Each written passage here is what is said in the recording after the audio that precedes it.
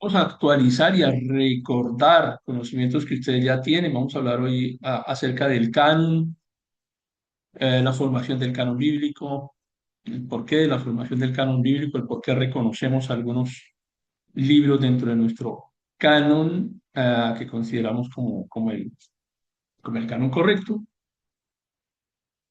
el canon bíblico, el canon que representa la palabra de Dios y algunas diferencias que hay con respecto a estos documentos que para nosotros tienen un valor intrínseco en lo que corresponde a la directa relación entre la palabra de Dios y quien la emite, que es Dios mismo a través de la inspiración que hace de los textos sagrados. Entonces, ese es un poco el tema que tendremos en esta noche y vamos a hablar un poco acerca de los criterios que podemos llegar a utilizar para validar la autenticidad de los documentos. Cuando hablamos del canon hablamos de una lista, ¿no? Es como el índice de un libro, ¿no? Tú tienes un libro cualquiera y todos los libros tienen un índice. Realmente la discusión es sobre el índice del libro. ¿Cómo debe ser el índice de ese libro? ¿Qué puede estar contenido dentro del libro y qué no? Pero como es tan importante ese índice, tenemos que validar que sea el correcto. Y hay algunas características que deben tener estos capítulos del libro, el gran libro que es la Biblia, que tiene capítulos, los llamaré así, o sublibros, que son los libros del Antiguo Testamento, las cartas, los poemas, los salmos, etcétera, y las subdivisiones que cada uno de ellos tiene. Bien, si es un documento que podemos considerar como palabra de Dios, palabra del Creador, pues evidentemente deben tener una inspiración divina. Ya hemos visto claramente que hay una intervención también del hombre, de quien escribió, de quien tomó el lápiz, entre comillas, la pluma, y escribió sobre el papel, sobre el pergamino, sobre el papiro, sobre la roca, sobre las tablas, o sobre lo que hayan tenido disponible en su momento. Pero hay una intervención humana. Sin embargo, la inspiración del documento es lo que nosotros reconocemos como inspiración divina. Ese es un primer criterio de canonicidad. Y el otro criterio que tenemos es el de la relación que existe entre la autoridad que va a generar esa escritura y la tradición de la iglesia, y este es un componente que sí es más importante, muy relevante, y tenemos que entrar a desarrollar en los próximos minutos, que tiene que ver sobre todo con la forma en la que se interpreta la canonicidad del Nuevo Testamento. Entre comillas, pudiésemos decir que definir el canon del Antiguo Testamento es más fácil, sin embargo, es el que más dolor de cabeza le ha traído a las congregaciones actualmente. Debería ser más sencillo porque hay mucha más tradición histórica, pero definir el Nuevo Testamento pudiese llegar a ser un poco más complejo, porque es que lo escribieron los apóstoles, porque lo escribieron observadores directos o indirectos de los hechos que ocurrieron durante la vida de Jesús en su plano material en esta tierra. Entonces, muchos apóstoles escribieron muchas cosas y muchos seguidores escribieron muchas cosas, pero ¿cuáles de ellas deben ser escogidas como documentos que integren el canon de la Biblia, el índice, el listado correcto de los libros? Entonces, partimos de dos grandes grupos que quiero recordarles ahora. El primero de ellos es el canon hebreo. Está conformado por tres grupos, ¿no? Tres grandes grupos de libros. La ley, los profetas y la sabiduría o escritos, como le quieran llamar, como quieran hacer la traducción. Tenemos esos tres grupos, la Torá, el Nevi'im y el Ketuvim, la ley, los profetas y los escritos. De esa manera, digamos que los judíos agrupaban los libros. 24 en la tradición del canon hebreo. Entonces alguien se preguntará, pero es que en el Antiguo Testamento nuestro no son solamente 24. Por ejemplo, en nuestras Biblias, para quien tiene Reina Valera y en general las Biblias actuales tienen más de 24 libros, ¿cierto?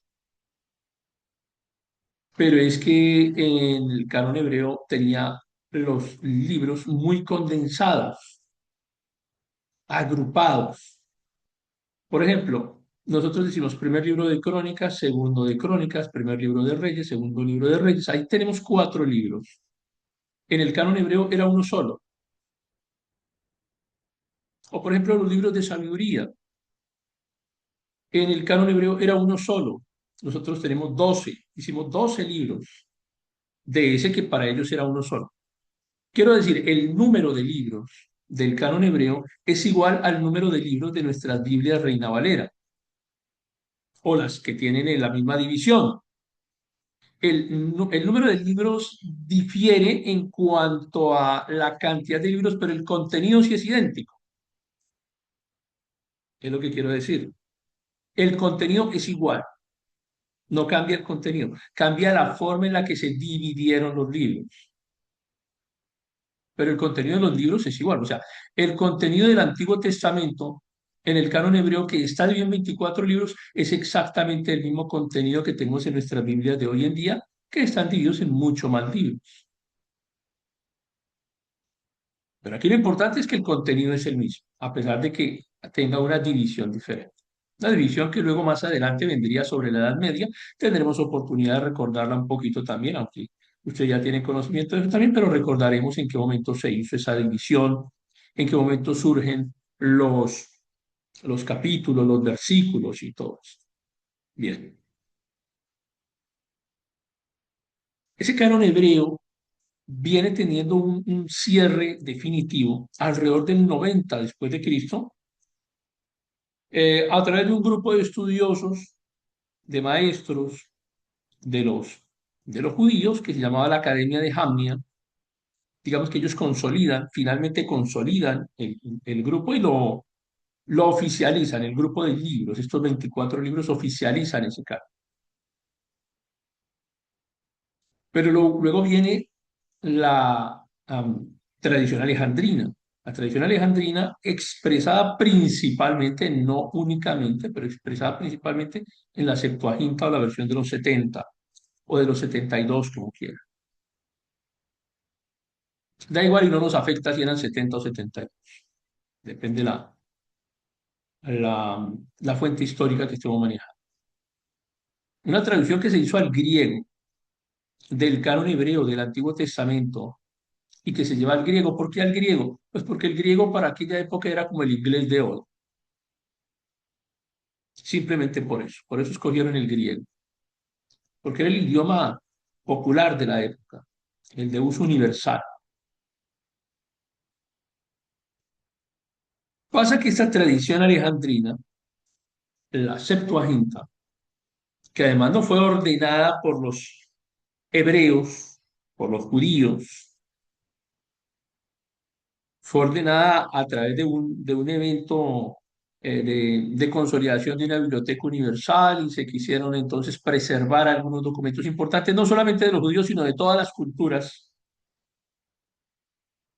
Entonces se trajeron todos esos documentos con el objetivo de tener una gran biblioteca universal. Y por eso es que le piden a un grupo de traductores que escriban, que transcriban del hebreo al griego. Y eso ocurre aproximadamente en el siglo III antes de Cristo, pero insisto, el interés principal no era preservar el canon hebreo. El interés principal de la biblioteca alejandrina, de la tradición alejandrina, era preservar los escritos que estos 72 consideraban que eran más importantes para la tradición judía, o más bien para la tradición hebrea, no solamente los libros del canon hebreo, sino otros libros que ellos consideraran que eran importantes. Y entonces ellos se reúnen y comienzan a traducir no solamente el canon hebreo, es decir, los libros que consideramos hoy canónicos en nuestra Biblia,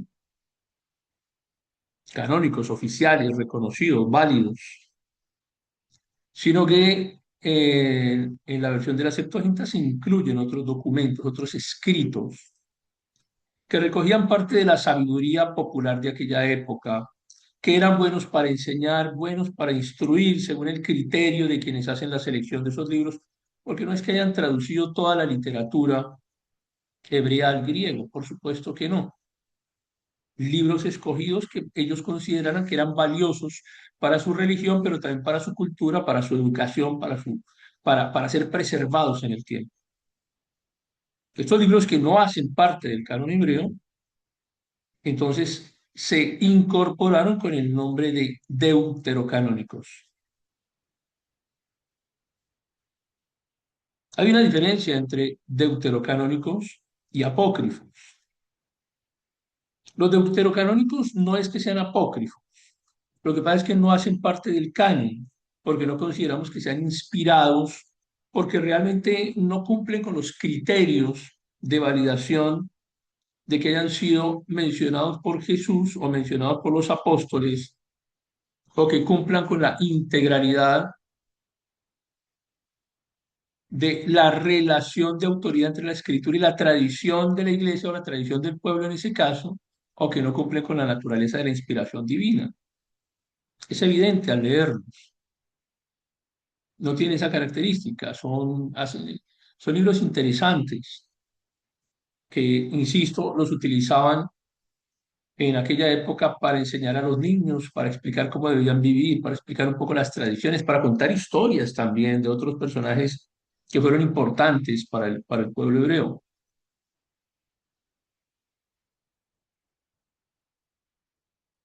Por eso es que el Nuevo Testamento cita a la Septuaginta, pero por el idioma griego. O sea, hace referencias a través del idioma griego a textos de la Septuaginta, porque es que la Septuaginta fue traducida al griego y el idioma que se hablaba en la época en que estaban Jesús y los apóstoles, uno de los idiomas predominantes era el griego. Entonces, como el idioma griego se hablaba en la época de Jesús, pues era normal que se citara, que se refiriera no a textos en hebreo, sino a textos en griego, porque el idioma hebreo entró en desuso. Al entrar en desuso no era entendible para la mayoría de las personas que se hablara en hebreo. Incluso siendo judíos, no era entendible el idioma hebreo. Había entrado en desuso. El idioma, uno de los idiomas que más se utilizaba era el griego. Entonces, cuando los judíos de la época de Jesús están estudiando de las escrituras, regularmente no estudiaban a partir de los textos en hebreo, sino estudiaban a partir de los textos en griego. Por eso es que el Nuevo Testamento cita pasajes de la Septuaginta, pero no de los deuterocanónicos. Cita pasajes de la Septuaginta, pero de los que hacían parte del canon hebreo, de los documentos, de los libros que hacían parte del canon hebreo. Entonces, ahí tenemos una primera confusión, porque entonces hay quienes dicen es que la Septuaginta es válida porque los apóstoles y Jesús utilizaban pasajes a partir del griego de la Septuaginta, y eso es correcto, eso es cierto. Sí, porque la Septuaginta estaba escrita en griego y era el idioma de la época. Pero es incorrecto afirmar que Jesús o los apóstoles utilizaban como escritura fundamental los deuterocanónicos. Allí no, eso no es correcto. O sea, hay que ser bien precisos con la definición. Sí, el Nuevo Testamento cita la Septuaginta, porque estaba escrita en griego, porque era el idioma dominante de la época, porque la gente ya no entendía fluidamente el hebreo. Entonces había que citarla. Supongamos que un día nosotros olvidemos hablar el español, nuestros hijos olviden hablar el español y hablen en inglés. Pues no van a utilizar las Biblias en español porque no las van a entender, no es su idioma. Unos niños que nazcan ahora y que no sean enseñados en español, sino que sean enseñados en inglés, cuando sean grandes y quieran leer la Biblia, pues no la van a leer del español porque no lo entienden, la leerán del inglés. Eso es lo que ocurre en este momento, en el tiempo de Jesús, por eso es que se utiliza la versión de la Septuaginta para enseñar en griego de aquella época. Y eso es evidente, y luego más adelante también se van haciendo ajustes al griego, porque dentro del mismo griego hay ajustes, así como hay ajustes en el español.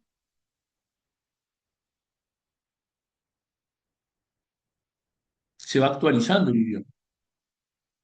Pero vuelvo a insistir, una cosa es que se citen los libros del canon hebreo de la Septuaginta y otra cosa es que se citen los deuterocanónicos, que eso no ocurre en ningún momento, en ningún pasaje del Nuevo Testamento, ni Jesús ni los apóstoles utilizan los deuterocanónicos, siendo, por ejemplo, Pablo un personaje muy instruido que utilizaba citas, y en el Nuevo Testamento hay citas de filósofos griegos, de filósofos. Pablo no citó solamente a los profetas del Antiguo Testamento, Pablo enseñando algunas veces, queriendo hacer unos contrastes en su enseñanza, citaba a algunos filósofos griegos.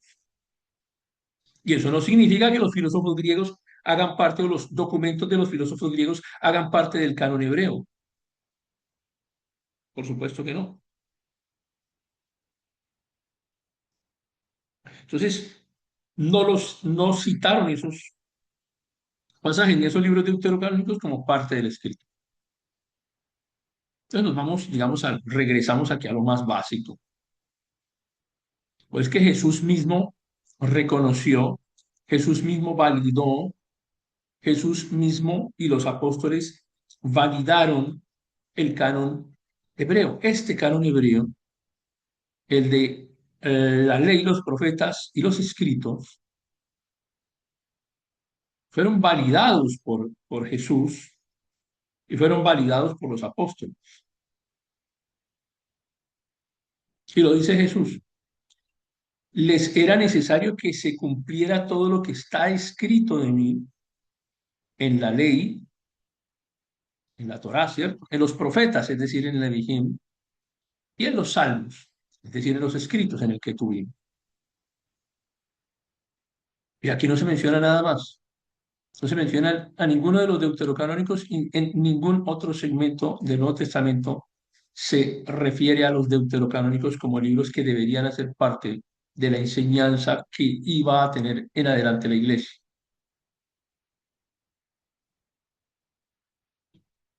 Pero es tan importante esto que tenemos otra evidencia, el principio hermenéutico, de que es la palabra la que debe validar la tradición humana y no la tradición humana la que valida la palabra. La tradición dentro de la iglesia, las tradiciones dentro de la iglesia tienen que ser evaluadas por la palabra, no ajustadas, no acomodadas, no modificadas por las tradiciones. La palabra no puede ser modificada por la tradición. Ok, entonces, y sé que choca en algunos momentos con algunas congregaciones porque tienen su organización, su forma de hacer las cosas. Y no es interés entrar en controversia con ello tampoco, pero miremos, por ejemplo, lo que tiene que ver con el bautizo, ¿no? Una cosa es que dentro de la iglesia el bautizo, por ejemplo, tenga como organización interna yo soy bueno aclarárselo a la gente. Mira, yo no te voy a bautizar de una vez. Yo primero te voy a dar un curso, yo primero te voy a evaluar, yo primero voy a mirar a ver qué características tienes tú con respecto a la forma en la que vives tu vida como cristiano. Y si nos convences, entonces te autorizo para que te bautices. Pero que se lo digan a la gente de esa manera. No que le digamos a la gente, es que la Biblia dice que tienes que hacer el curso bautismal y tienes que tardar 6 meses u 8 meses o un año mostrándonos en la iglesia a ver si mereces que te llamemos cristiano y que te aceptemos en nuestro grupo, porque la escritura no dice eso. Entonces, principio hermenéutico, la palabra está por encima de la tradición humana, o miremos el concepto de cómo celebramos, por ejemplo, la Cena del Señor, a la que llamamos también la Santa Cena, expresión que no está validada tampoco en la escritura, pero miremos cómo se hace, ¿no? Cómo se hacía la cena en el Nuevo Testamento, en la iglesia del primer siglo. Eso era ceremonioso, no era esa ceremonia así toda religiosa y toda, eh, ese formalismo que utilizamos hoy en día, no, no era así. Como tú lees la escritura, como tú lees el Nuevo Testamento, tú te encuentras que estaban conversando un día, entre semana o cualquier día, y decían, oye, para, qué sé yo, porque además no tenía por qué ser el domingo, ¿no? Ni tenía por qué ser el primer domingo del mes, ni tenía por qué ser el último domingo del mes, ni tenía por qué ser X días especiales. Oye, ¿qué tal si para el jueves nos vamos a encontrar? Y entonces tú te traes la carne, tú te traes unas papitas, tú te traes la Coca-Cola, tú te traes las servilletas, y se reunían a comer y a charlar y a hablar de las cosas de la iglesia y a hablar de las cosas de la Biblia, a recordar el nombre de Jesús. Hagan esto en memoria de mí. Reunirse a comer para conversar acerca de Jesús. No es lo mismo que te reúnas a comer con tus amigos a una cena de negocios, pero el protocolo era casi el mismo. Venga, nos reunimos entre nosotros, unos amigos. ¿Cuál va a ser el tema de conversación? Oye, hay clubes de lectura. ¿Ustedes han visto que hay clubes de lectura?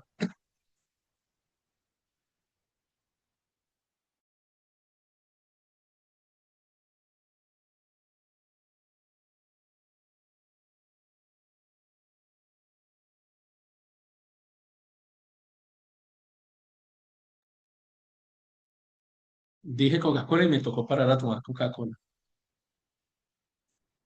Entonces, imagínense que hay gente que hace clubes de lectura y hay gente que se dedica a la poesía. Vamos a hablar de poesía.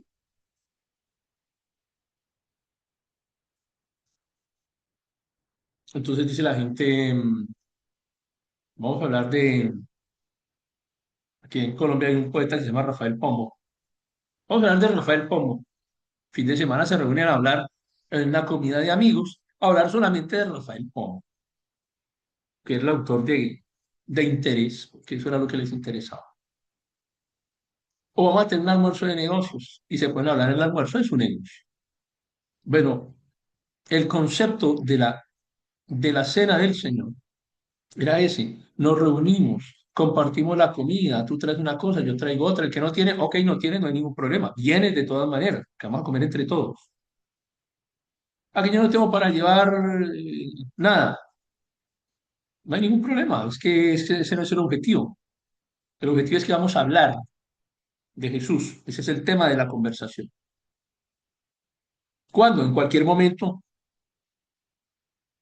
cualquier día. No tiene por qué ser un día específico. Alguna vez hablamos en un módulo que vimos acerca de la reforma, cómo se presentaron unas guerras religiosas entre el catolicismo y el cristianismo reformado. Y en algún momento los grupos cristianos, especialmente en Irlanda y allá estamos hablando de Europa, eh, iban perdiendo la guerra. Recordarán ustedes las guerras con Carlos V, el imperio español, ¿no? El poderosísimo imperio español, logra dominar a algunos grupos cristianos de aquella época Y a los cristianos se les prohíbe celebrar ciertos ritos y les autorizan otros. A los cristianos en aquella época se les autorizó celebrar la Santa Cena. Ya era una tradición católica. Y se les autorizó celebrar la Santa Cena bajo ciertas características específicas. Y esas características específicas de la Santa Cena de aquella época, la Santa Cena católica, porque si no la celebraban de esa manera los mataban, porque si hablaban de otra cosa que no les autorizaran los mataban. Esto parecía un poquito como la iglesia china. Te autorizo a predicar, pero tienes que predicar lo que yo te autorice, no puedes predicar lo que tú quieras. En aquella época el catolicismo impuso lo mismo a los grupos cristianos. Los dejo que ustedes hagan la Santa Cena, pero tienen que hacerla de la siguiente forma. Por eso es que hoy en día se nos parece tanto la Santa Cena cristiana a un domingo católico, cuando el cura levanta la copa, la eleva al cielo, la mece, baja, reparte las obleas, y el protocolo es similar, es muy similar, porque nos lo impusieron desde aquella época y se formó en tradición que se esparció por el mundo de esa misma manera, lo hacemos igual, casi idéntico. Entonces, como es obligación en la mayoría de las ramas del catolicismo que la persona que va a participar de recibir la hostia deba estar bautizado. En muchas congregaciones cristianas se siguió la misma tradición de que quien participe de la cena tiene que estar bautizado y le exigen otras cosas, además, porque nosotros somos bien interesantes en eso. Entonces, tiene que estar casado, tiene que estar bautizado, tiene que estar cumpliendo con el diezmo, tiene que estar cumpliendo o sea, le montamos una serie de requisitos como tradiciones, pero cuando hablamos de esto con las congregaciones cuesta mucho, la gente se molesta, se retiran del curso, me recuerdan el título de hereje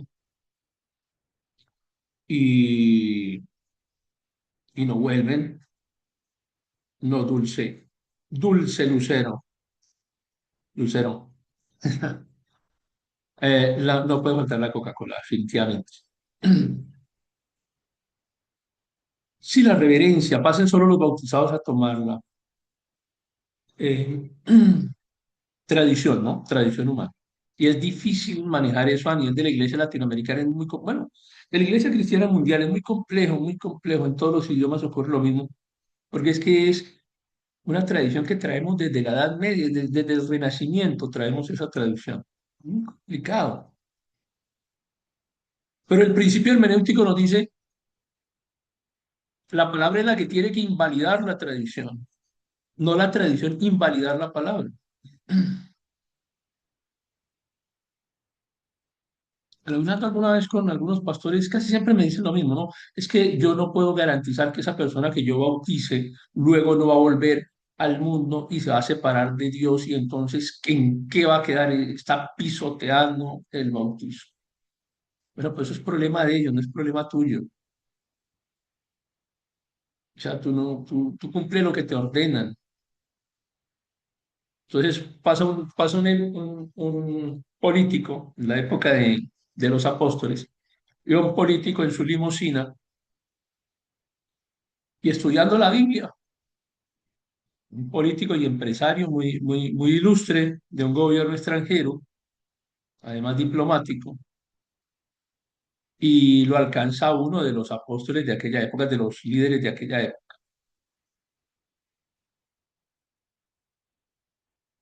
y comienzan a hablar y le dicen, mire, yo estoy leyendo la Biblia, pero no la entiendo. Y llegamos a la parte del bautizo y entonces el líder cristiano comienza a explicarle, ¿no? Dice, mira, esto funciona así, Cristo y la salvación y el bautizo. Entonces este personaje, que era un personaje ilustre del gobierno, de un gobierno extranjero, dice, hey, mira, ya hay un charquito, yo quiero bautizarme. Y Qué raro hubiera sido, ¿no? Que el líder de la iglesia le hubiera dicho, mire, yo tengo que hacerle un cursito de 2 semanas primero para poder bautizarlo, y tenemos que mirar si usted realmente se convirtió o no, porque si no, no se puede. Y, y después vemos, ¿no? Eso no fue lo que ocurrió. Ahí hay un charquito de agua, listo, vamos, de una vez, bautizado.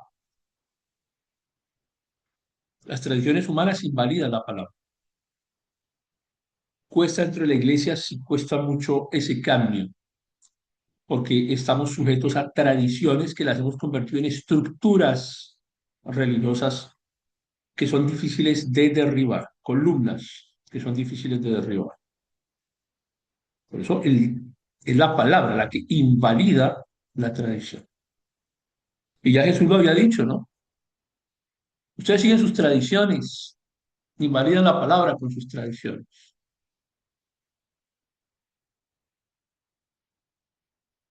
La tradición sobre la palabra, así es.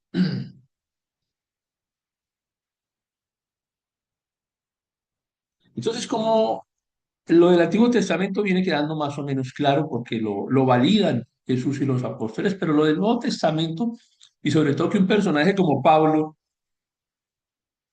que además Pablo perseguía a los cristianos, Pablo era un personaje ilustradísimo, eh, pertenecía a la más alta estirpe de los judíos y de los romanos, estudiando con los mejores profesores, en las mejores universidades de la época, con los mejores maestros. Era un personaje muy ilustre que defendía la religión con firmeza. Pablo se hacía matar por su religión. Y un día tiene el encuentro con Jesús mismo. Tiene ese privilegio de que Jesús, como a todos ustedes, les habló Jesús directamente a través de otros o por el método que haya escogido. Y Pablo se convierte al cristianismo y comienza a escribir. ¿Por qué Pablo? Pues porque a Pablo le gustaba escribir. ¿Por qué no Pedro? Porque Pedro no escribía tanto, a Pedro le gustaban otras cosas. ¿Por qué los otros no? Porque los otros no escribían. Pablo era el escritor, era el ilustrado, era el que le gustaba escribir, el que le gustaba compartir la experiencia y el que tiene una relación absolutamente directa con Dios, con Jesús, con el Espíritu Santo, que le permite inspirar. El proceso de inspiración no se detuvo en el Antiguo Testamento, el proceso de inspiración se mantiene en el Nuevo Testamento, hasta el punto en que alguien como Pedro dice las cartas de Pablo como las otras escrituras, equiparando los escritos de Pablo con el Antiguo Testamento, elevando a la categoría de escritura a los escritos de Pablo. Entonces hay un reconocimiento de la autoridad apostólica y de lo que escribían los apóstoles como parte del canon. Y esa es la razón por la cual aceptamos los escritos de los apóstoles. Primero porque son completamente coherentes con el marco general de las escrituras, no se alejan del marco general de la escritura, no entran en contradicción con las escrituras, se mantienen en el marco general de la escritura.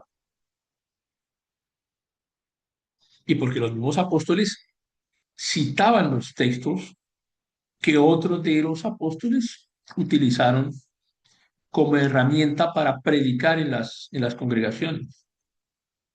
Entonces, la validación del Nuevo Testamento se da por validación apostólica también.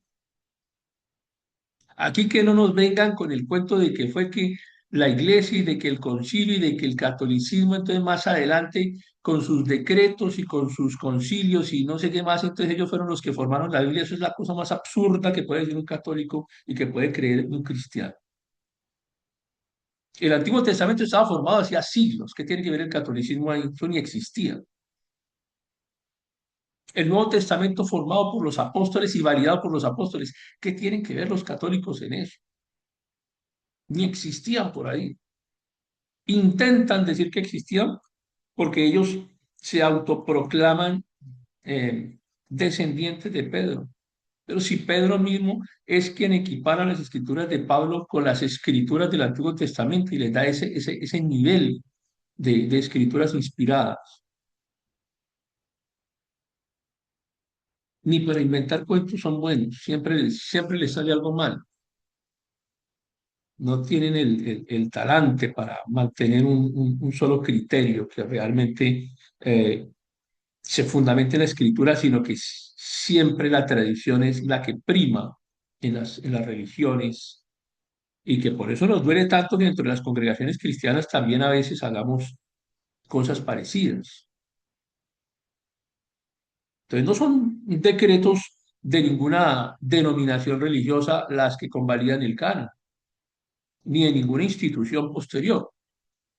Y podemos hacer un rastreo un poquito histórico acerca de esto.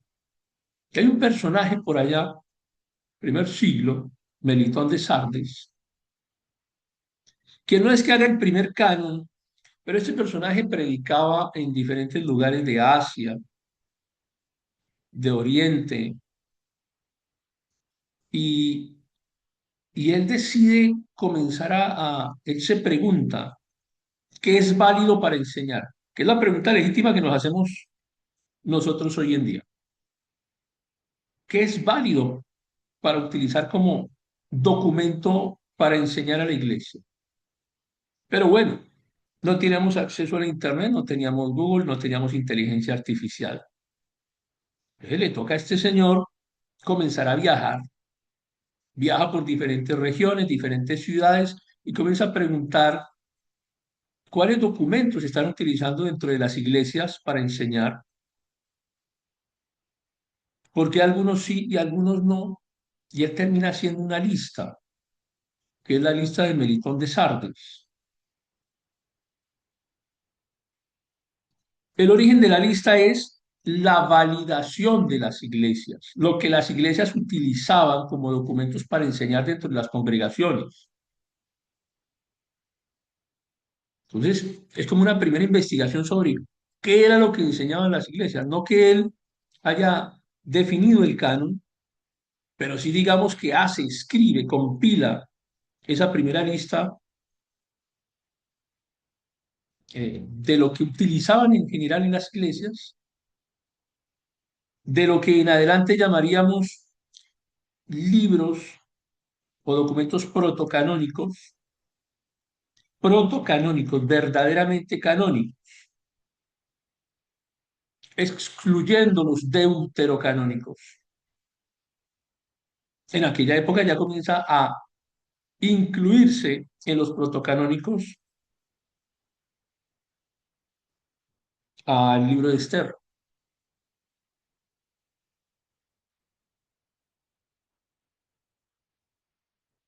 No es, digamos, tan fácil la divulgación de la lista, como que hoy tenemos una oficina de prensa que publica la lista oficial que va a seguir la iglesia cristiana actualmente de los libros que deben acompañar. No, no funciona de esa manera, es un proceso vivo, es un proceso activo, es un proceso de validación escritural a partir de lo que las iglesias del primer siglo comprendían que debían hacer las enseñanzas correctas, lo que debía enseñarse entre las congregaciones. Y Melitón de Sardes lo que hace es que descubre que hay un eje fundamental dentro de esas escrituras, una línea de, que une, dirían hoy los abogados, la línea de investigación que sigue Melitón de Sardes, que es Cristo mismo. Entonces dice, hay documentos que enseñan dentro de las congregaciones en las cuales Cristo es fundamental, es el fundamento principal. Y hay otros documentos que no lo son.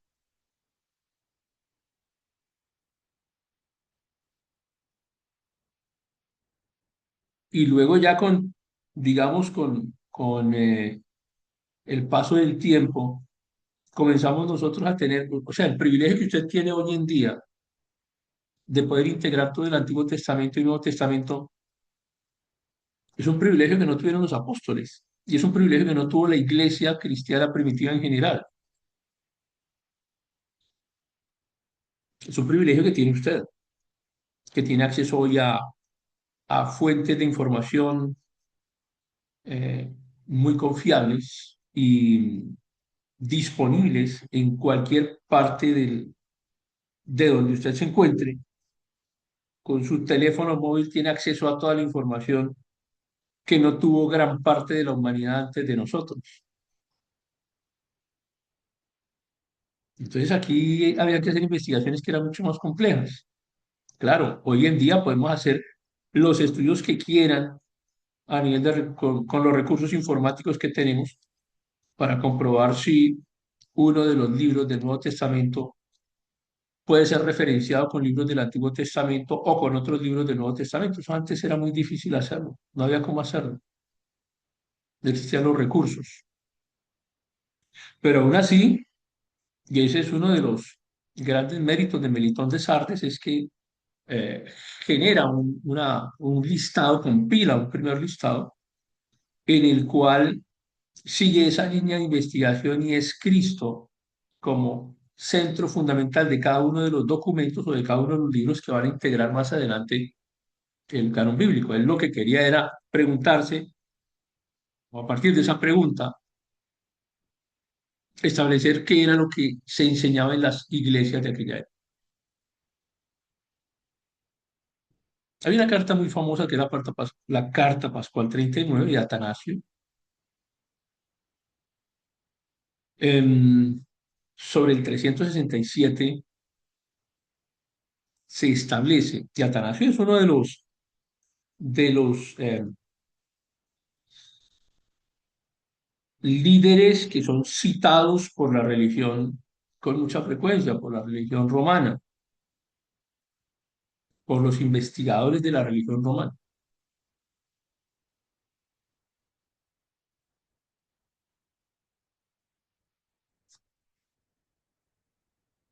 Y Atanasio establece la lista de los 27 libros del Nuevo Testamento actual, que coincide prácticamente con la lista de Melitón. Y en ese momento se seguía la división del Antiguo Testamento que seguía el canon hebreo. Es decir, en ese momento, en esa consolidación de libros de Atanasio, se sigue la misma estructura de libros que tenemos hoy en nuestras Biblias cristianas, porque Atanasio consolida el Antiguo Testamento con la tradición hebrea y el Nuevo Testamento con los 27 libros del Nuevo Testamento actual que tenían como fundamento Cristo, Cristo el centro del documento. Entonces, este es un documento más elaborado, es una compilación ya del documento, no es una lista solamente, no es un índice. Aquí estamos hablando realmente de una compilación de los documentos que comienzan a definirse ya de manera mucho más formal como los protocanónicos. No es, digamos, el cierre de este proceso, pero sí nos permite ir definiendo tres categorías de documentos con los que se encontraban en aquella época y con los que nos encontramos hoy. De una parte, los libros que ahora consideramos como canónicos, los que también son denominados por los especialistas como protocanónicos, los del Nuevo Testamento de nuestras Biblias cristianas y los del Antiguo Testamento de nuestras Biblias cristianas que fueron reconocidos por esos primeros investigadores y compiladores. Y a partir de ellos es que se construye doctrina. Y esto es importante, porque el cristianismo tiene unos fundamentos doctrinales que son muy claros y que es lo que finalmente llevan a la separación de algunas congregaciones de otras y lo que llevó a la consolidación de la Reforma y lo que llevó a la consolidación de las religiones romanas, porque la religión romana no es una sola, tiene variantes también. Hay un segundo grupo de libros que llamaremos así de lectura edificante.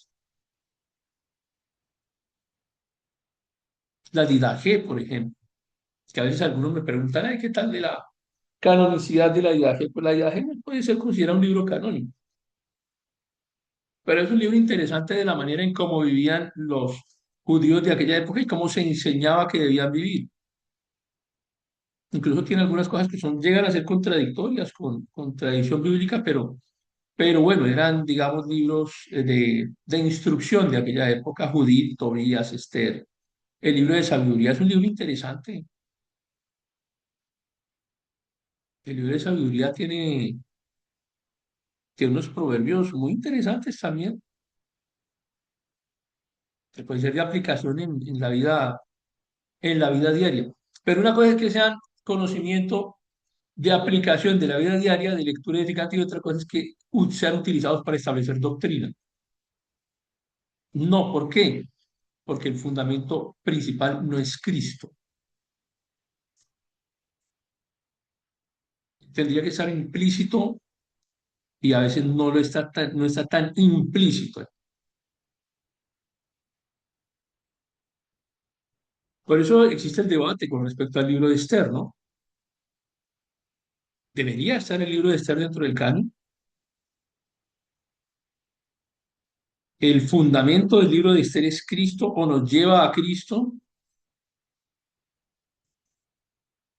Es un libro histórico interesante, es un libro de sabiduría, es un libro edificante. El fundamento es Cristo.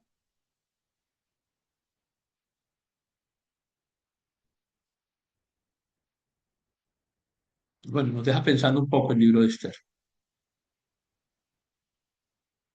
Si quitamos el libro de Esther y pensemos en un momento así, si quitáramos el libro de Esther de nuestras Biblias actuales, ¿afectaría al cristianismo de alguna manera?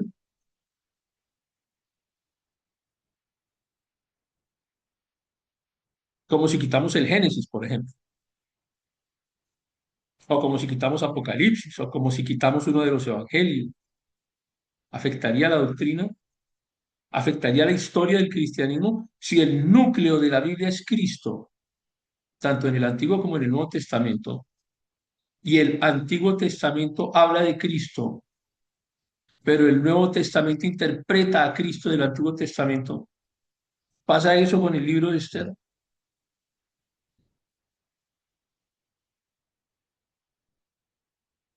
Entonces nos estamos preguntando, Marjorie, si el libro de Esther realmente podemos considerarlo como un libro canónico.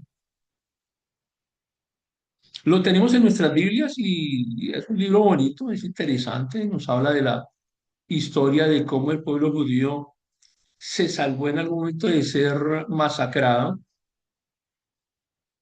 y a partir de ese libro surge una celebración que hasta el día de hoy existe dentro del pueblo de los judíos y que celebran los judíos a partir de ese libro.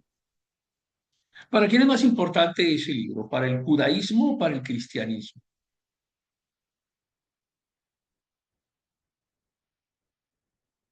Repito la pregunta, si quitamos el libro de Esther, ¿afecta al cristianismo?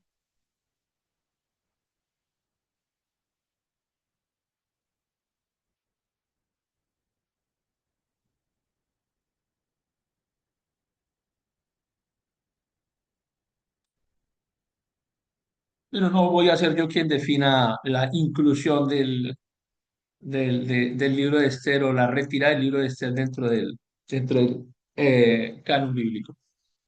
Lo que sí es que ya, y hace parte ya de mi opinión personal es que si yo quito el libro de Esther de la Biblia, no me afecta a las columnas del cristianismo, en nada, absolutamente en nada. No afecta para nada ni la historia de Cristo, ni la historia del plan de salvación. Usted lo va a salir a defender a Esther. Sigue, Lucero. Bueno, profe, creo que, bueno, toda la palabra nos enfoca hacia Cristo. Entonces, yo creo que este libro, pues, es interesante por la historia, pero también porque da como esa esperanza al creyente en el tiempo difícil, por las situaciones que pasaron ellos aquí, ¿no?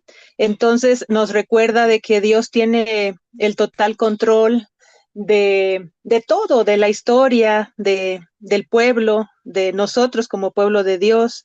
Entonces, eso fortalece la fe del creyente.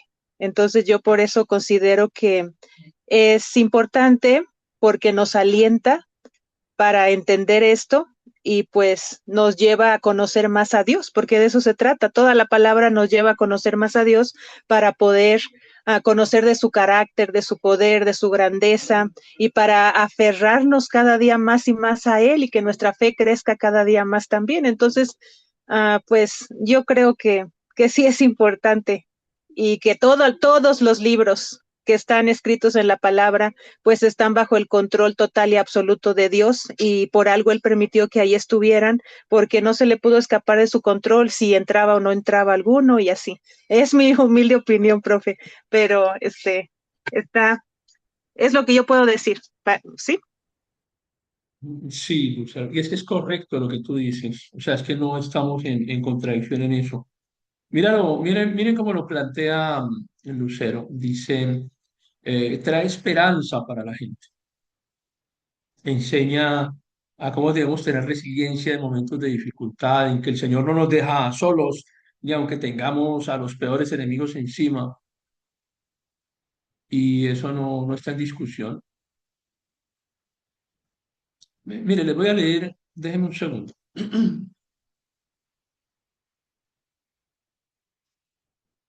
Gobernantes de la tierra, amen la justicia, tengan buena idea del Señor y búsquenlo con corazón sincero. Los que no le exigen pruebas pueden encontrar. Él se manifiesta a los que no desconfían de él. Los pensamientos torcidos alejan de Dios. Su poder, cuando es puesto a prueba, deja sin palabras a los insensatos. La sabiduría no entra en un alma perversa, ni vive en un cuerpo entregado al pecado. El Santo Espíritu, que es maestro de los hombres, nada tiene que ver con el engaño. Se aparta de los pensamientos insensatos, se retira cuando está presente la injusticia. ¿Hay algo de malo en eso? Es edificante. Estoy leyendo el libro de sabiduría que no está en nuestras Biblias cristianas. ¿Hay algo de malo en esa enseñanza? Miren el centro de su pantalla en este momento, lectura edificante.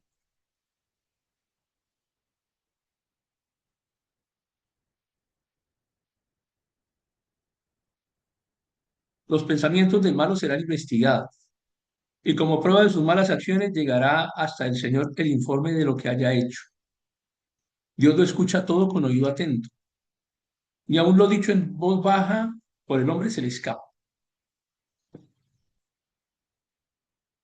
Eso no está mal, para nada.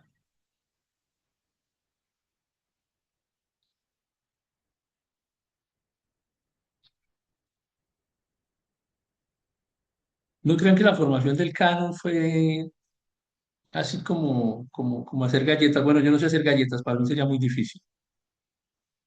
Me perdonan quienes saben hacer galletas, pero tiene que ser bien difícil de ver. Lo único que yo sé hacer bien es café. Si me gusta solo a mí, a los demás no les gusta.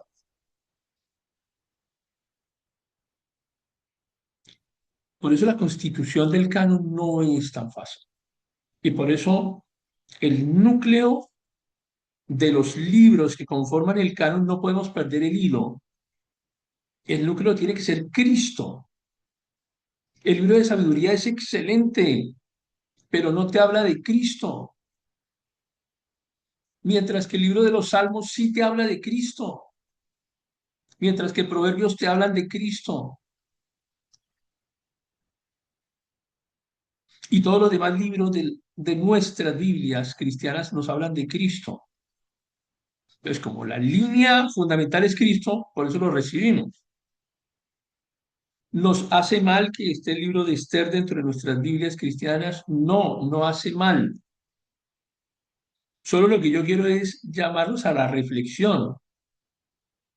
Si lo quitamos, ¿nos afecta el plan de salvación? El plan de salvación, no como lectura edificante, el plan de salvación. Es un libro que nos habla de resistir, de esperar, de tener confianza en el milagro de Dios. Sí, no estamos diciendo que eso no ocurre. Estamos hablando de Cristo como línea fundamental de los documentos que hacen parte de la Biblia. Entonces, por eso algunos dirán sí y algunos dirán no. Se puede construir doctrina a partir del libro de Esther. Doctrina cristiana podemos construir a partir del libro de Esther. No, yo no la veo. Puede ser que esté ciego, pero no la veo tan clara. ¿Es un buen libro? Sí, es un buen libro. ¿Me gusta leerlo? Sí, me gusta, me encanta el libro de Esther. ¿Podemos construir doctrina cristiana a partir de él? Pienso que no. Y hay otro nivel de libros que ya son más eh, difíciles de aceptar. Es decir, más bien, que por nada los aceptamos, que son los llamados libros apócrifos. Eso sí que no nos gusta, porque ni encajan con el resto del texto del canon. Son libros que son contradictorios, son libros que llevan a doctrina falsa,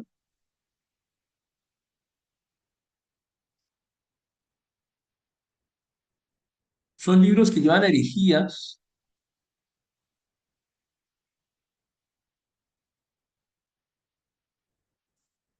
son libros que contradicen al resto del canon.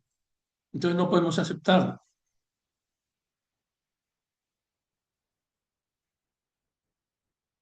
Ahora les doy unos ejemplos, un par de ejemplos que tengo allí apenas.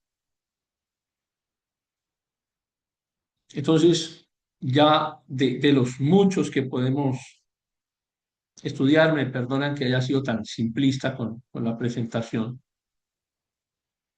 Les he hablado de Melitón de Sardes como un primer investigador no que haya conformado el canon, pero digamos que investigó la línea, la lista de libros iniciales que estaban enseñándose en ese momento. Él hace una investigación de campo, ¿no? Luego viene la consolidación del canon de Atanasio y luego viene Jerónimo.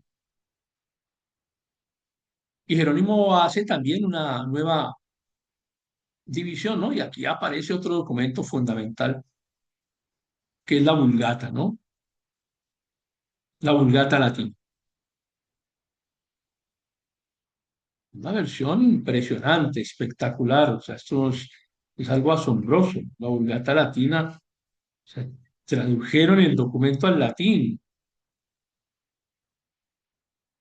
Nuevamente, llevar el idioma, no, la escritura de un idioma que primero fue el hebreo, luego llevarlo al griego, que era muy usado en aquella época, y luego ya el griego entra en desuso y ahora lo llevamos al latín. Pero el latín era un idioma no muy popular, ¿no? Era un idioma un poquito más de élite, más clasista, más intelectual, pero por supuesto que valía la pena traducir la Biblia al latín, así como vale la pena traducirla a cualquier idioma de cualquier pueblo que exista en la tierra y que seguramente algunos no han sido traducidos todavía y que excelente que se traduzca a todos los idiomas. Entonces, Jerónimo dice, hay unos libros con canonicidad, refiriéndose a ellos como los libros con autoridad. ¿Para qué? Para hacer doctrina. Y hay otros libros que se llaman libros de edificación o eclesiales. Nuevamente esa segunda división, diciendo, estos libros son para edificación.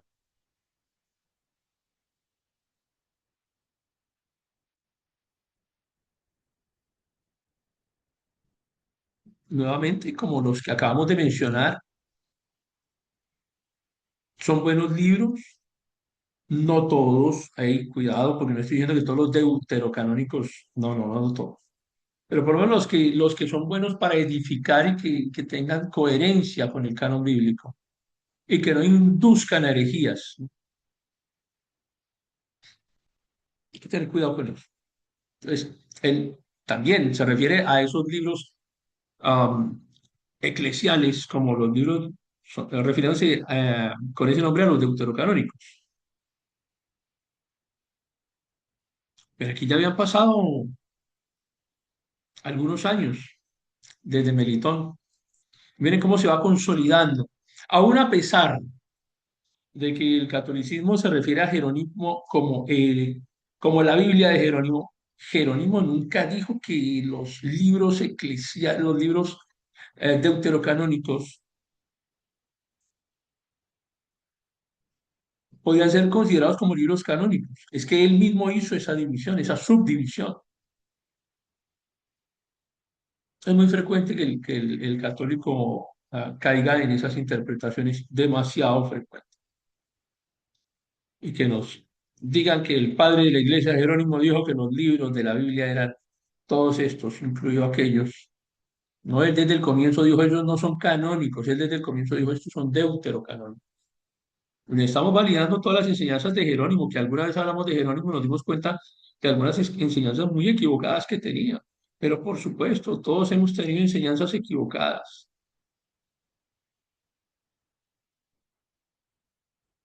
A mí me sacan de contexto, me cortan el pedacito que hablé sobre Esther y ya tienen para condenarme el resto del tiempo de aquí hasta que me muera. Y eso pasa con todos los que hablan y dan algún tipo de enseñanza. Entonces, aquí tienen para que le den a Jerónimo lo duro que se imaginen, porque él tenía unas enseñanzas equivocadas también. Esa infalibilidad se la debemos únicamente a los apóstoles que escribieron, en general a los apóstoles que enseñaron. Estaban inspirados y estaban en plena comunión con el Espíritu Santo para producir el Nuevo Testamento.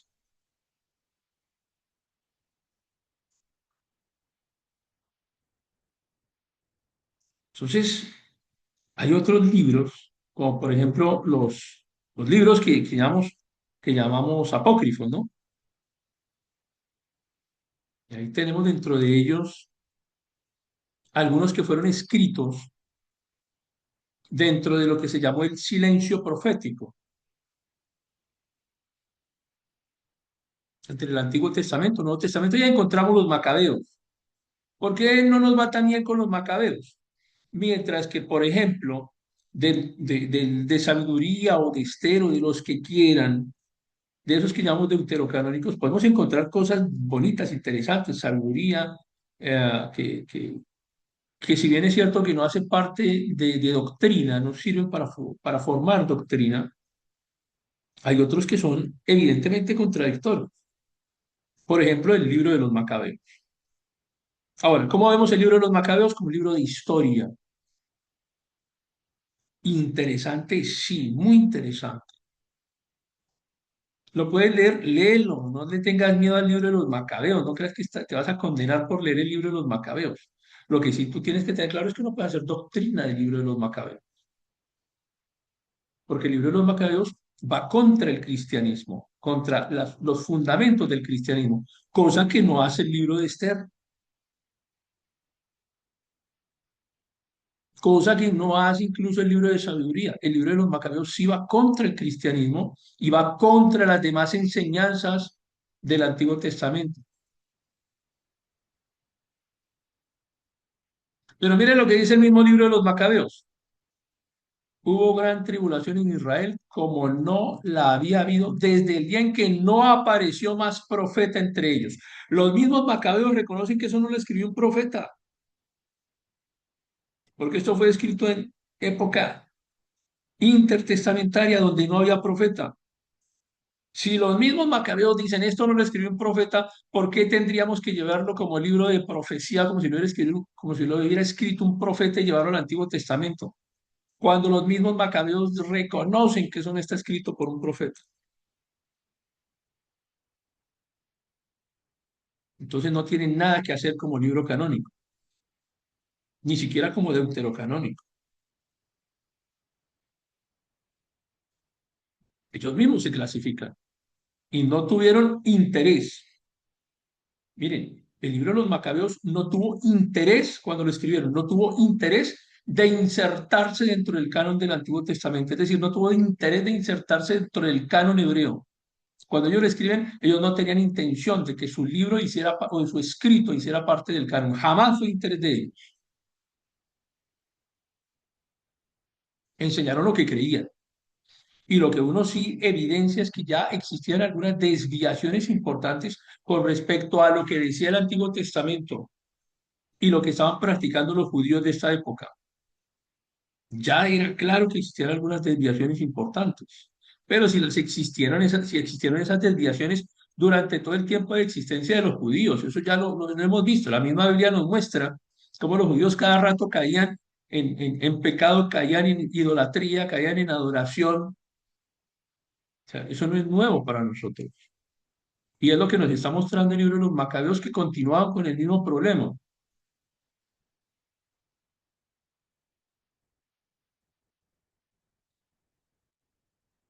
Y la misma referencia interna que hace Macabeos, que dice aquí esto no lo escribió ningún profeta, esto fue escrito en el periodo en donde no habían profetas, porque tendríamos nosotros que llevarlo a nuestras Biblias como si fuera un libro profético. Eso es absolutamente absurdo. Entonces miremos algunos ejemplos de estos deuterocanónicos, como por ejemplo el libro de Eclesiástico. Como agua apaga el fuego ardiente, así la limosna expía el pecado.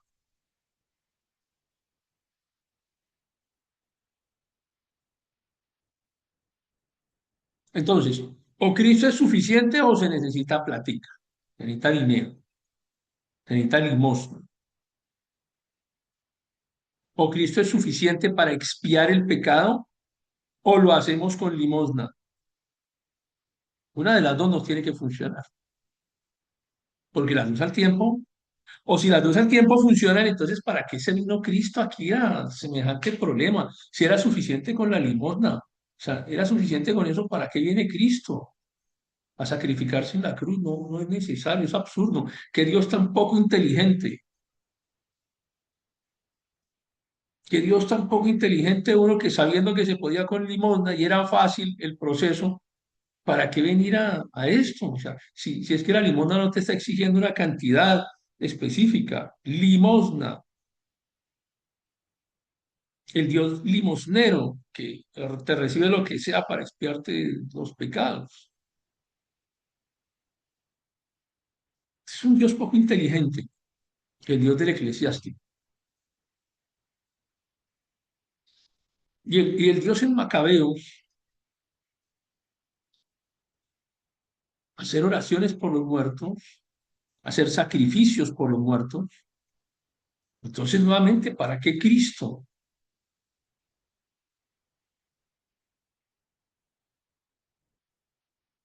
Entendemos que en la época de los Macabeos no existía el mensaje de Cristo. Es decir, no había sido difundido como lo conocemos hoy, pero es totalmente contradictorio. Entonces, aquí sí nosotros no podemos decir, oye, es que estos libros pueden estar en la misma Biblia diciendo cosas contradictorias, porque si la Biblia es escrita por Dios, tenemos un Dios que se contradice, en unos ratos dice una cosa y al otro rato dice otra diferente. En fin, que depende del ánimo en el que esté, ese Dios depende del ánimo. Si está de ánimo, entonces oramos por los muertos y sacrificamos por los muertos. Y si no está de ánimo, entonces manda a su hijo para que lo crucifiquen.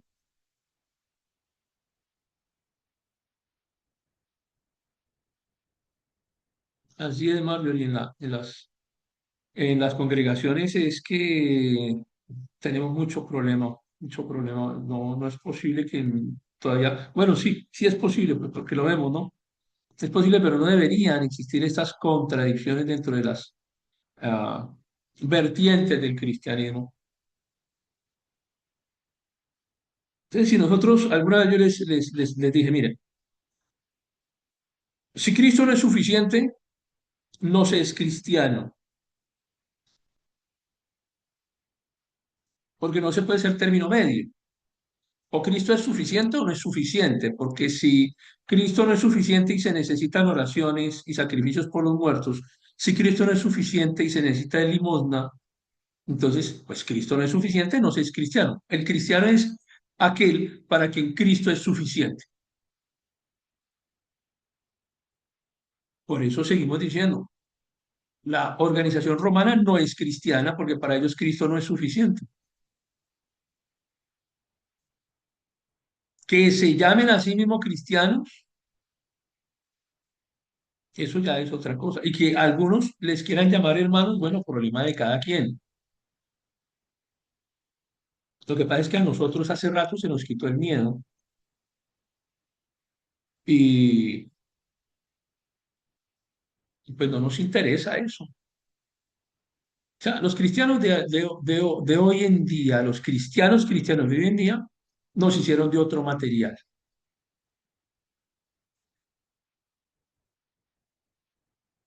A nosotros no nos arredran con el miedo de la religión. Eso ya, con nosotros eso no funciona.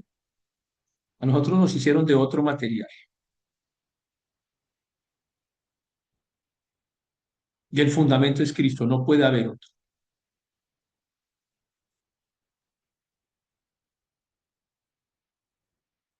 Entonces apareció el Concilio de Trento, ¿no? Entre los muchos concilios que alguna vez estudiamos, una vez estudiamos todos los concilios del movimiento romano. Pero como eso se le va olvidando a uno, pues traigamos aquí de nuevo, recordemos el de Trento. Entonces te decían, bajo pena de anatema, que eso es una cosa así espantosa, ¿cierto? Te vas a ir para el infierno y te vas a poder ir en el infierno porque tú no crees. La pena de anatema era por no creer en el canon católico, que incluía los deuterocanónicos y los apócrifos. Cuando se inventaron esto y lo hicieron dogma en el Concilio de Trento. Entonces inventaron un libro para justificarse, hacen un libro, justifican el libro y ellos se justifican por el libro. O sea, yo me justifico contigo y tú te justificas conmigo. Me valido con el libro que yo mismo escribí. Escribo un libro y con eso me doy autoridad. Yo mismo, Concilio de Trento. Entonces, los deuterocanónicos y algunos de los apócrifos terminan apareciendo en versiones del catolicismo elevadas a canónicos en el Concilio de Trento, bajo pena de anatema, es decir, te moriste espiritualmente y no tienes salvación. Tiene más posibilidad una lombriz allá que usted. No hay forma.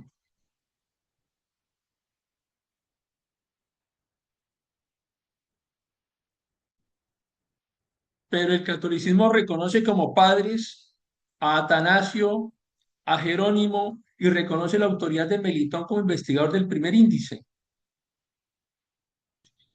Y los católicos dicen, nuestro padre fundador Atanasio, nuestro padre fundador Jerónimo, que excluían del canon a los deuterocanónicos. Al fin que,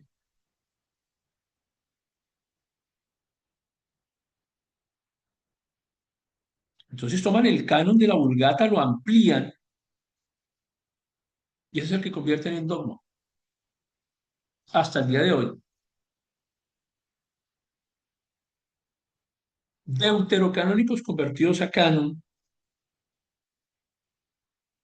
apócrifos convertidos a canon, algunos de ellos los han venido excluyendo, ya les dio vergüenza, ¿no? Con algunos de sí les dio vergüenza y los han venido sacando de sus Biblias. Ya eran demasiado evidentes. Otros no, otros los mantienen ahí porque es un buen negocio. El negocio de las limosnas es que critican al cristiano por el diezmo. Pues el negocio de las indulgencias, el negocio de las limosnas, por favor, hay que ver, en dónde está el banco más grande del mundo? Perdona, pero eso no es de ningún movimiento cristiano. Uno de los bancos más poderosos del mundo está en el Vaticano y le pertenece al movimiento romano. Entonces aquí se rompe el consenso histórico, la realidad histórica, y nos lleva a una realidad alterna que justifica lo que estamos practicando en aquel momento. Entonces, traigámoslo a nuestra época. Justificaciones, ¿cómo justificamos lo que hacemos dentro de la iglesia? Es que no puede bautizarse porque qué tal que más adelante se me vaya y se me convierte y nos deje en mal testimonio. Problema de él, estamos buscando justificaciones. Es que cómo lo voy a dejar participar en la cena del Señor si ese anda con la mujer y con la otra y eso es problema tuyo. Pero es que la escritura no te estableció ese prerequisito ni que le pusiera requisito a la gente ni que todo el mundo fuera absolutamente perfecto. La iglesia está hecha de gente imperfecta que en proceso de perfección llega a Cristo y no encuentra una iglesia perfecta. Dice, está en proceso. Cuando venga Cristo encontrará una iglesia en proceso. O quien no se equivoca aquí a diario en alguna cosa, para que vayamos a juzgar a otros. No, es que usted no puede comer, vaya coma allá solo en el rincón, ¿no? Así como le hacían en la escuela, le hacían a los niños que se portaban mal. Usted no salía a recreo, come allá en el rincón, dándole la espalda a los demás y allá contra la esquinita. Esa es la cena del Señor que nos estamos inventando hoy en día. Ni siquiera venga, vamos a comer nosotros, los santos, los puros. Usted quédese allá afuera. No puede venir. Aquí solamente entran los santos.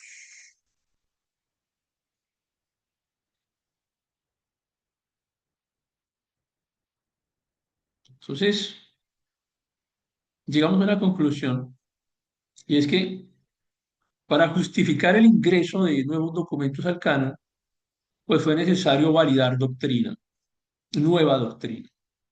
La doctrina valida el canon y el canon valida la doctrina. Oración por los muertos. Tiene que haber un documento que lo valide, el canon. El canon valida la doctrina. Ah, pero ¿por qué escribieron eso ahí en ese libro? ¿Por qué está en el canon que la oración por los muertos? Bueno, porque la gente lo hace y como la gente lo hace es una tradición. Entonces, el evento valida el canon y el canon valida el evento. Más los intereses que existen, que son muy, muy fuertes, los intereses religiosos, el espíritu religioso. Entrando el nuevo papa, salió a decir que eh, la Virgen no hacía milagros, tal y como los tenía pensados el catolicismo, y se le fueron todos encima, a pesar de que él es un católico firme, pero tuvo algún momento de cierta lucidez, y la misma religión se le fue encima, no aceptan otra cosa porque ya es un espíritu religioso que se convirtió en doctrina, y es muy difícil que lo combatan incluso ellos mismos. Y otro elemento que tenemos nosotros que tener claro es que la iglesia reconoce la doctrina, la iglesia no puede crear doctrina. La doctrina ya está creada, la doctrina fue creada por el Antiguo Testamento, el Nuevo Testamento, Jesús y los apóstoles y cierre. De ahí en adelante no hay más doctrina. Luego, ni ellos en el movimiento romano, ni nosotros dentro de los movimientos autollamados cristianos podemos hacer doctrina. No podemos convertir tradición en doctrina. Les he hablado solamente de dos ejemplos, pero yo sé que ustedes allá están pensando en sus congregaciones en ese instante. No en la que usted va, porque la que usted va es buena, pero sí estoy hablando de las otras, en donde la gente todavía sigue tradiciones que son complicadas de manejar. Pero te digo una cosa, si tú como pastor, como pastora, como líder, intentas que la gente reconozca que lo que estamos haciendo es siguiendo una doctrina y que no debemos, siguiendo con el ejemplo de la cena, que no debemos impedirle a ciertas personas que participen de la cena si quieren y que no la hagamos con ese ritualismo, la misma iglesia se te viene encima. La misma congregación se te viene encima, tú como líder te atreves a enseñar eso, tienes a la gente encima, y te expulsan y hereje y todo lo que quieras. La gente quiere escuchar lo que la tradición le ha dicho durante tiempo. Entonces, terminó la iglesia haciendo doctrina, creando canon. La iglesia creó el canon. La iglesia no está hecha para crear el canon, la iglesia está hecha para reconocer el canon. La iglesia no crea la autoridad de Cristo. La iglesia no puede crear la autoridad de Cristo. La iglesia debe reconocer la autoridad de Cristo. La iglesia debe someterse a la autoridad de Cristo. Entonces el canon no puede ser la imposición de ningún grupo y de ninguna iglesia o de ninguna denominación. Ni las doctrinas pueden surgir de iglesias o denominaciones. Y eso nos lleva a graves problemas. Miren el problema que tenemos con el unicitarismo hoy en día. Es gravísimo.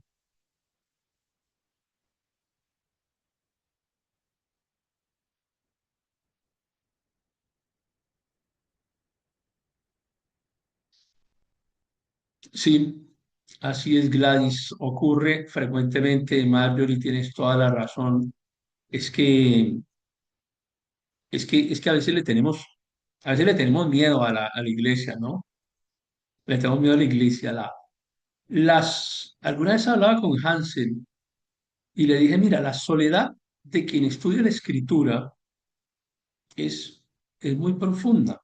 La soledad de quien quiere seguir la escritura conforme a lo que dice la escritura. Y lo hablaba de esa manera porque fácilmente te pueden expulsar de cualquier congregación por intentar compartir algunas de estas cosas.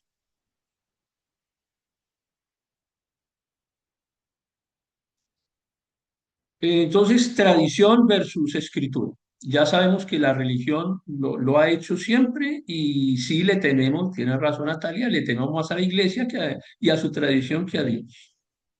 Es así. Origen apostólico, coherencia doctrinal y poder de transformación. Eso es lo que hace doctrina, que vaya en línea con la escritura, que tenga una coherencia doctrinal, que no entre en contradicción con ninguna enseñanza de la escritura y que transforme la vida de la gente. Que finalmente ese es el fundamento principal por el que fue hecho el canon bíblico. La doctrina tiene como fundamento transformar la vida de la gente.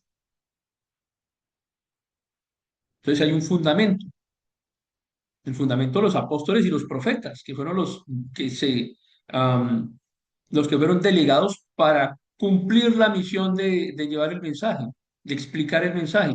Tú no puedes inventar algo por encima de los profetas, ni por encima de los apóstoles, ni afuera de lo que enseñaron los apóstoles, ni afuera de lo que enseñaron los profetas. No hay forma, no debe ocurrir. Por eso decía hace un rato, la revelación definitiva del canon es Cristo. La culminación de la escritura es Cristo.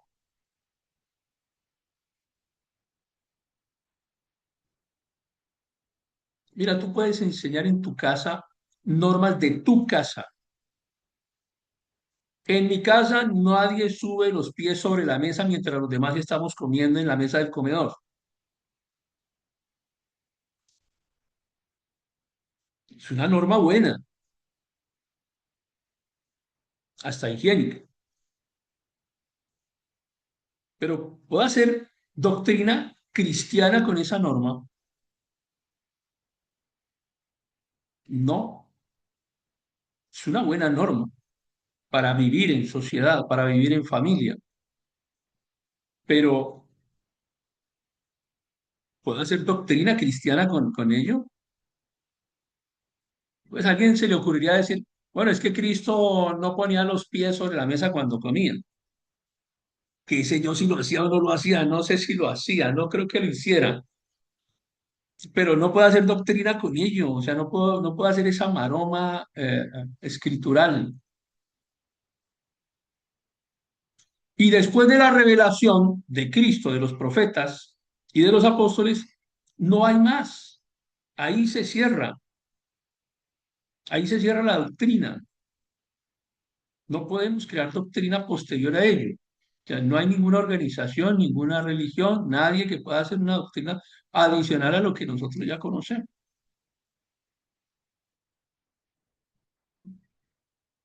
Entonces, ahí está lo que nos dejaron fue para que nosotros pudiéramos aprender de ello, fue suficiente, fue necesario.